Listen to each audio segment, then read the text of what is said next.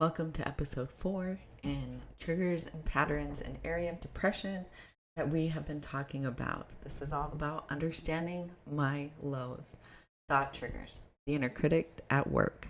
I'm sure you all realize that we have about 100 or 1,000 thoughts a day, and not every thought has to either be said out loud or really be played into to where we have a thought and it triggers a response in us to spiral us, right? We need to sometimes look at our thoughts in a more logical approach to where they're just a thought. It doesn't mean anything.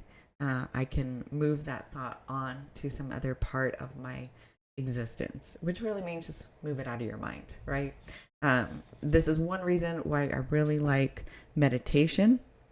And when I would read about Taoism and Buddhism years and years ago, it was all about allowing yourself to have your thoughts, right? You would sit there, lay there, however you want to be in a meditative state, and then you would allow your thoughts to come to you.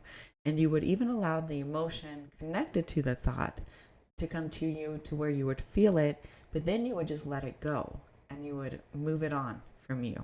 And that is, I think, a point to help us realize that we have a lot of thoughts. Feelings are connected with the thoughts, but we do not have to hold on to those thoughts ever. So when the mind becomes the trigger, sometimes you don't need an outside event to sink you into a low. Your own thoughts can pull you there for you, which is wonderful, right? No, it really does suck. That harsh voice in your head, the one that whispers, I'll never get better, or I'm failing at everything, can act as a trigger all by itself. In this episode, we'll explore thought triggers, how negative self-talk or spirals of thinking can push you into depression, and how to start noticing them before they take over. So let's get started. Understanding the inner critic as a trigger. So the inner critic is a voice that judges, shames, and compares, and we all have one.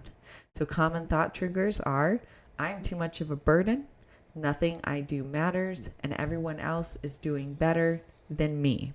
And of course, social media does not help in this area at all. In fact, it can exacerbate some people who have these thoughts and really feel them and believe them. And then when we go onto social media, we will compare ourselves to other people. And we do that without really understanding that what goes on to social media, what people post, is often the best parts of their life and never really the negative parts.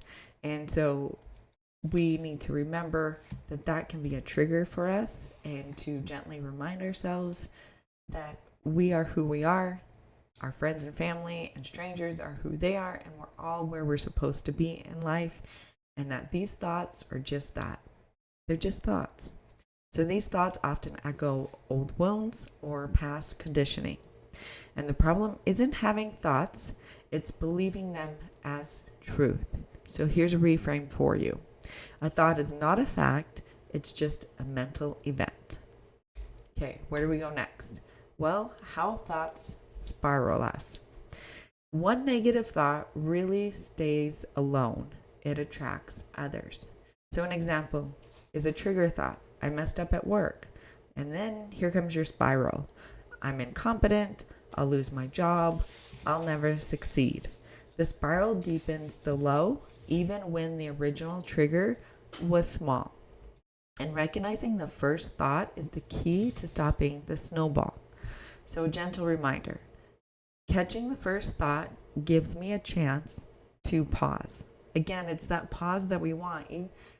Whether it's, the mind that's triggering us or making us have some more thoughts, right? Attracting some more negative thoughts, or it's a situation that's happening externally for us, whether that's with somebody, maybe a text or an email, maybe it's the weather, maybe it's something in the environment.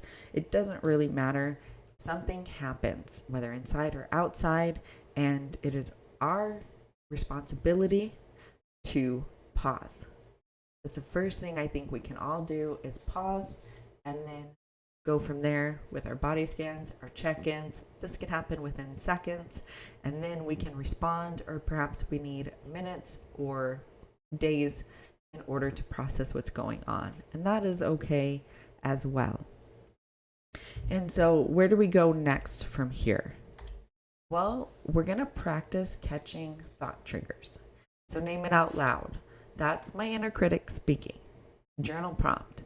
What thought triggered my mood shift just now? Sometimes that's really hard for people, because if we're not understanding our bodies, our thoughts, our emotions, and we're just going, and we don't want to pause, then knowing what thought triggered your mood can be difficult. Or even knowing what thought or what somebody said triggered a tone change can be impossible. But if we break it down and start slowing down, we can really start understanding these areas of our life. And a curiosity shift. So instead of, why am I like this? Try, where did my thoughts come from?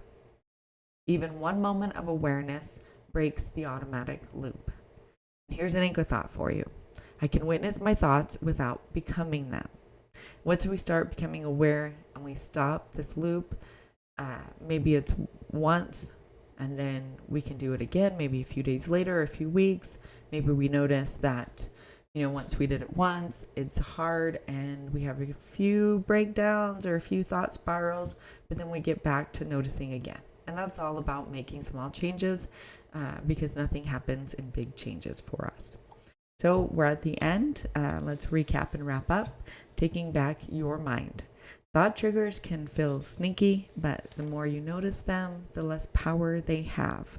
In the next episode, we'll explore body and nervous system triggers, how physical states like fatigue, hunger, or overstimulation can spark depressive lows, and what you can do to respond with care. Here's the comment section. Comment on anything in this video, anything on depression, triggers and patterns, or any really heavy emotion that you may have. And if you're having a hard time coming up with a comment, here's a thought for you, or a question for you. What's one thought trigger that I do have? Remember, you don't need to eliminate negative thoughts. They're always going to be there. That's the truth of the situation. You just need to notice them and choose gentleness in responses. So here we are. If this video resonated with you today, take a breath before you go. Let what you heard settle in. You're not alone on this journey, and you do not have to do it all alone. So if you're feeling it, like this video so other people can find it. Subscribe for new content every day of every week. And here we do tiny steps, real talk, and honest healing. If you made it this far, you get to hear about the journals I created. They go hand in hand with this book. There's an anxiety one, self-love, self-discipline, self-discovery, and a beach journal one. They're really just about making us aware of our daily lives, on what we're doing and how we're doing it, and what we can change. Again, just increase healthy behaviors, decrease unhealthy behaviors. There's a children's book where your children can learn about spark, bravery, and courage. And at the end, there's worksheets as well, where they then can discover on the inside of themselves what's their own spark, their own courage, and their own bravery. Really, that's the start to help them understand they have what it takes to push through hard things in life. And then there's a children's workbook. This is where they get to understand their own emotions. What emotions do they have? What are some of their harder emotions? Where do they feel it in their bodies? What's some old thoughts, so some negative thoughts? What's some new thoughts, some positive ones we can replace them with? And many other pages for them to start understanding what's on the inside of them as well. So thank you once again for watching this video, and I hope you have a great day.